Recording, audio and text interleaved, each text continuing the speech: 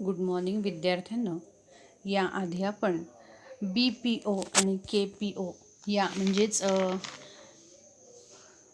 व्यवसाय प्रक्रिया बाह्य सेवा BPO आणि ज्ञान प्रक्रिया बाह्य सेवा KPO म्हणजेच आउटसोर्सिंगचे हे पहिले दोन प्रकार आपण बघितलेले आहे.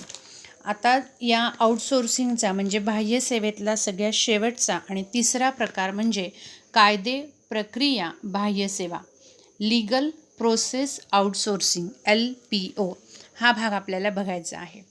LPO हा KPO सारखाच एक प्रकार आहे किंवा KPO सारखाच याचं काम चालतं, पण LPOमध्ये कायदेशीर सेवांसाठी कायदेशीर कागदपत्र तयार करणं, कायदेशीर संशोधन करणं, कायदेशीर सल्ला देणं या कामासाठी LPO लीगल प्रोसेस आउटसोर्सिंग किंवा कायदे प्रक्रिया बाह्य सेवा याचा वापर केला जातो. LPOमध्ये कायदेशीर संस्थेतील कार्याचा सराव करण्यासंबंधित सेवा या LPOद्वारे त्रयस्थ व्यक्तीकडून दिल्या जातात.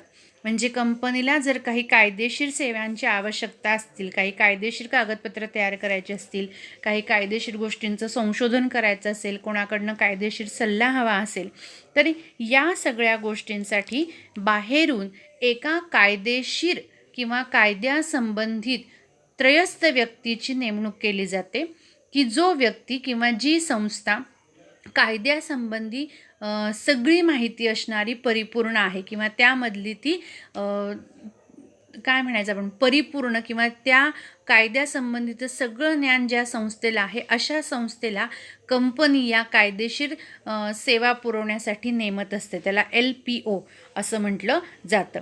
म्हणजे कायदेशीर सेवा या बाहेरून किंवा त्रयस्थ संस्थेकडून किंवा त्रयस्थ व्यक्तीकडून जेव्हा एखादी कंपनी स्वीकारते तेव्हा त्याला LPO असं म्हटलं जातं. म्हणजेच लीगल प्रोसेस आउटसोर्सिंग. आम्ही बाहेरून कायदेशीर गोष्टींचं काम करत आहोत असं म्हटलं जातं. LPO यामध्ये म्हणजेच लीगल प्रोसेस आउटसोर्सिंगमध्ये कायदेशीर विभागात किंवा कायदेशीर क्षेत्रामध्ये सगळी कामं केली जातात किंवा कायदेशीर गोष्टी संबंधित सगळी कामं केली जातात आणि त्यासाठी येणारा जो खर्च असतो हा सुद्धा अगदी कमीत कमी असतो. म्हणून अशा प्रकारच्या LPOचा वापर केला जातो. उदाहरण द्यायचं झालं तर अमेरिका किंवा युरोप असतील हे जे काही देश आहेत हे देश भारतातनं किंवा भारतासारख्या देशातनं त्यांची कायदेशीर कामं करून घेतात किंवा त्यासाठी त्यांना बाह्य सेवा या भारतातनं करून घेतात, कारण यासाठी भारतातनं खर्च कमी येतो. म्हणून असे परदेशी जे देश आहेत, अमेरिका असेल, युरोप असेल, हे यांची कायदेशीर कामं भारतातल्या लोकांकडनं किंवा भारतातल्या संस्थेकडनं करून घेतात. जे काही कायदे आहेत, जे काही नियम आहेत त्यांच्या देशातले असतील तेच, फक्त लीगल कामं किंवा जी काही क्लरिकल कामं आहेत ही कामं अशी भारतातल्या संस्थेकडनं कमी खर्चामध्ये होतात म्हणून अशी करून घेतली जातात. कारण परदेशापेक्षा भारतामध्ये येणारा खर्च हा कमी असतो. आणि अलीकडच्या काही वर्षामध्येच हा व्यवसाय वाढत चाललेला आहे किंवा याला वेग निर्माण झालेला आहे. पूर्वी LPO किंवा KPO BPO या संस्था अस्तित्वात नव्हत्या किंवा हा प्रकारही अस्तित्वात नव्हता. अलीकडे एक 20 वर्षामध्ये म्हणा हा भाग किंवा हा प्रकार जास्त प्रचलित झाला आहे किंवा वेगाने या गोष्टींचा प्रसार झालेला आहे. वेगाने आउटसोर्सिंगद्वारे कामं केली जातात. LPO हा एक प्रकारचं शोध माध्यम आहे. BPOमधनंच LPOची निर्मिती झाली आहे किंवा LPO निर्माण झालेलं आहे. परंतु यामधला जो प्रक्रिया हा शब्द आहे, हा शब्द प्रमाणबद्ध, उपयोगिता, हुबेहूब प्रतिकृती या गोष्टींसाठी किंवा या ज्ञानाशिवाय किंवा इतर गोष्टींना प्रमाणबद्ध म्हणजे जी काही प्रक्रिया केली जाते आउटसोर्सिंगमध्ये, जी काही प्रक्रिया केली जाते तो प्रक्रिया हा जो काही शब्द आहे प्रमाणबद्ध म्हणजे विशिष्ट, एका विशिष्ट मर्यादेमध्ये उपयुक्त वस्तू म्हणजे ज्या गोष्टीची तुम्हाला उपयुक्तता आहे त्याबद्दलच माहिती देण्यासाठी या सेवेचा किंवा या प्रक्रियेचा वापर केला जातो. आता आपल्याला LPO याचा एक अर्थ त्यांनी दिला आहे की भारतात कायदेशीर आउटसोर्सिंगला प्रचंड पाठिंबा मिळाला आहे.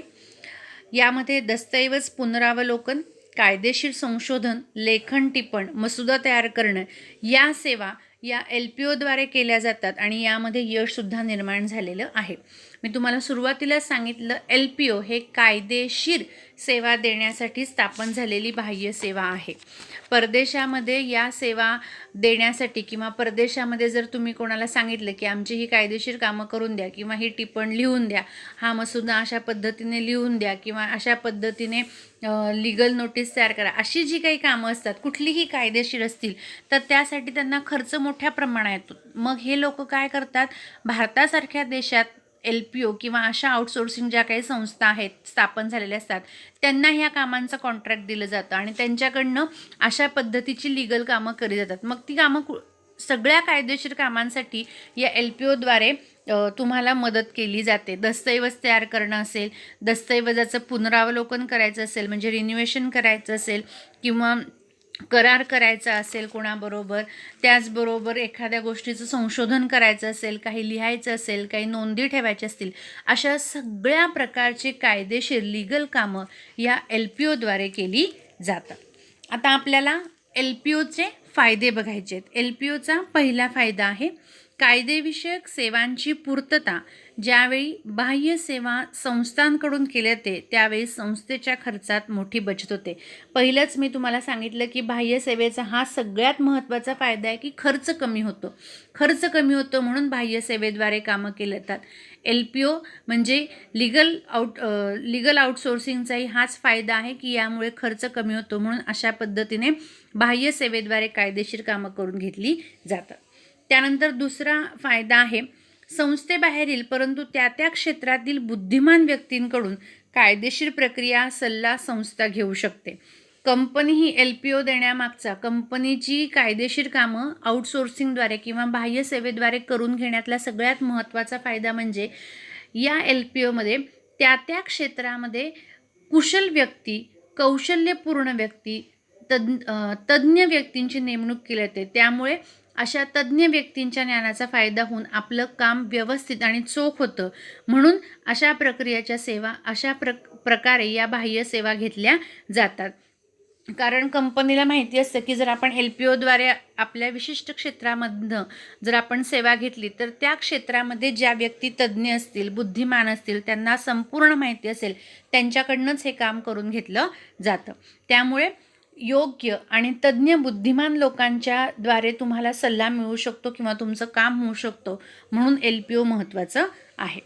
त्यानंतर तिसरं आहे संघटनेतील कर्मचारी आणि संघटनेबाहेरील बुद्धिमान व्यक्तींच्या समन्वयाने ग्राहकांच्या अपेक्षांना न्याय देण्याचा संस्था प्रयत्न करते. त्याचप्रमाणे मनुष्यबळाच्या लवचिक मागणी व उपलब्धतेनुसार खर्चात बचत करते.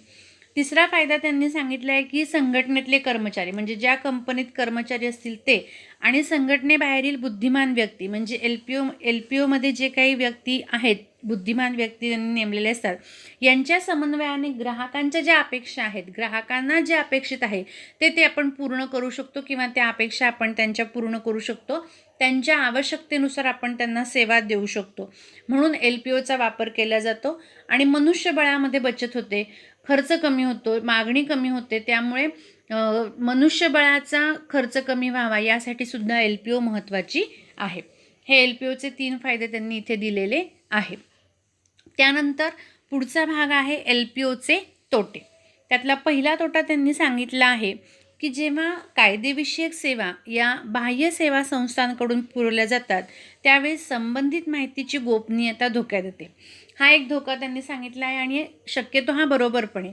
जेव्हा तुम्ही अशा कायदेशीर गोष्टींची माहिती किंवा कायदेशीर गोष्टीसाठी सल्ला एखाद्या बाहेरून संस्थेकडनं घेता किंवा बाहेरच्या कंपन्यांकडनं घेता तेव्हा तुमच्या कंपनीची किंवा तुमची स्वतःचीही त्या बाबीबाबत किंवा त्या गोष्टीबाबतची जी काही गोपनीयता आहे ती गोपनीयता राहत नाही किंवा त्या कंपन्या किंवा त्या LPO संस्था इतरांनाही ही माहिती देऊ शकतील. त्यामुळे गोपनीयता धोक्यात येते. तुमच्या गोष्टी ज्या काही आहेत त्या तुमच्या सिक्रेट्स राहत नाही, त्या इतरत्र सगळ्यांना समजू शकतात. त्यानंतर दुसरा तोटा त्यांनी सांगितला आहे की बाह्य संस्थेद्वारे तुम्ही जेव्हा म्हणजेच LPOद्वारे किंवा कोणत्याही आउटसोर्सिंगद्वारे जेव्हा तुम्ही कायद्याची सखोल माहिती घेता ती बरोबर असेलच किंवा ती योग्य असेलच असंही नाही, त्यामध्ये चुकासुद्धा असू शकतात किंवा त्यांना सखोल माहिती असेलच असं आपण 100% सांगू शकत नाही. त्यानंतर तिसरं आहे बाह्य सेवा देणाऱ्या संस्था आणि स्थानिक संस्था यांच्यामध्ये भाषा, संस्कृती, रूढी परंपरा व समजुती यामुळे अडथळे निर्माण होण्याची शक्यता असते. हे बरोबर आहे. तुम्हाला मी आत्ताच सांगितलं की जर तुम्ही बाह्य सेवा घेत असाल, बाह्य सेवा घेत असताना जर तुम्ही एखाद्या दुसऱ्या देशातनं बाह्य सेवा घेत आहेत, तेव्हा दुसऱ्या देशातनं बाह्य सेवा घेत असताना त्यांची जी काही संस्कृती आहे,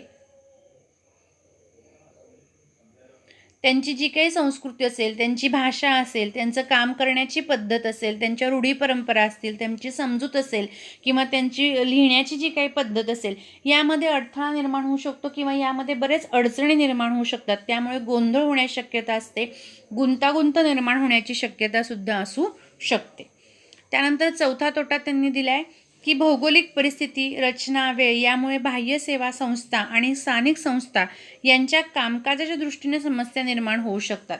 हा पण एक मोठा तोटा आहे की जर तुम्ही बाह्य सेवा एखाद्या दुसऱ्या देशाकडनं घेत असाल तर त्यांची भौगोलिक परिस्थिती काय आहे, त्यांच्या वेळेची काय परिस्थिती आहे, त्यांच्या सेवा त्या कधी देऊ शकतात, त्यांच्या स्थानिक संस्थांच्या कामकाजाच्या वेळा काय आहे, या दृष्टीने समस्या निर्माण होऊ शकतात. भारतात जर सकाळी वेळ असेल तर परदेशामध्ये ती वेळ रात्रीची असते, त्यामुळे गोंधळ उडण्याचा शक्यता होऊ शकते किंवा वेळेची ॲडजस्टमेंट होऊ शकत नाही.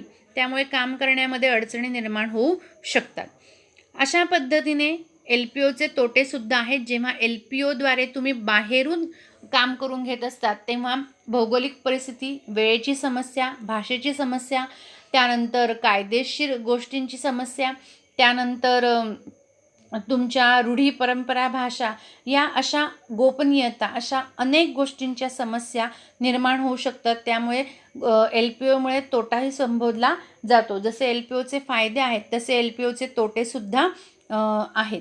त्यामुळे LPO किंवा कायदेशीर आउटसोर्सिंगद्वारे किंवा कायदेशीर बाह्य सेवेद्वारे काम करणं न करून घेणं हे प्रत्येक कंपनीवर अवलंबून असतं. परंतु LPOचे असे फायदे आणि तोटे इथे आपण दिलेले आहेत, याचा आपण अभ्यास केलेला आहे.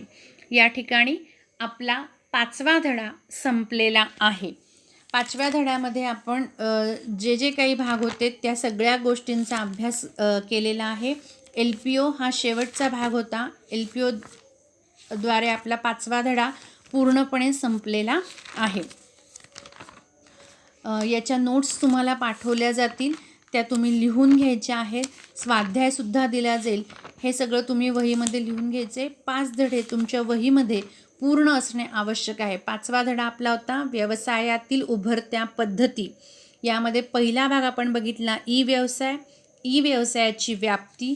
त्यानंतर बघितला आहे आपण ई-व्यवसायाचे फायदे, ई-व्यवसायाचे तोटे. त्यानंतर ऑनलाईन व्यवहार, ऑनलाईन व्यवहाराची प्रक्रिया. त्यानंतर आपण बाह्य सेवा बघितली, बाह्य सेवेचा अर्थ, संकल्पना, व्याप्ती, त्याचे फायदे तोटे बघितले. त्यानंतर या बाह्य सेवेचे 3 प्रकार आपण बघितले. त्यातला पहिला प्रकार BPO, बिझनेस प्रोसेस आउटसोर्सिंग, त्याचे फायदे तोटे बघितले. त्यानंतर KPO बघितला आपण, नॉलेज प्रोसेस आउटसोर्सिंग, ज्ञान प्रक्रिया बाह्य सेवा, त्याचा अर्थ, फायदे तोटे बघितले. आणि यातला शेवटचा भाग म्हणजे LPO, कायदे प्रक्रिया बाह्य सेवा, त्याचा अर्थ आणि फायदे तोटे बघितले. अशा पद्धतीने 5 धडे आपण पूर्णपणे संपवलेले आहेत. 5 धडे आपले संपलेले आहेत. 5ही धडी तुमच्या वहीमध्ये पूर्ण लिहिलेले असले पाहिजे.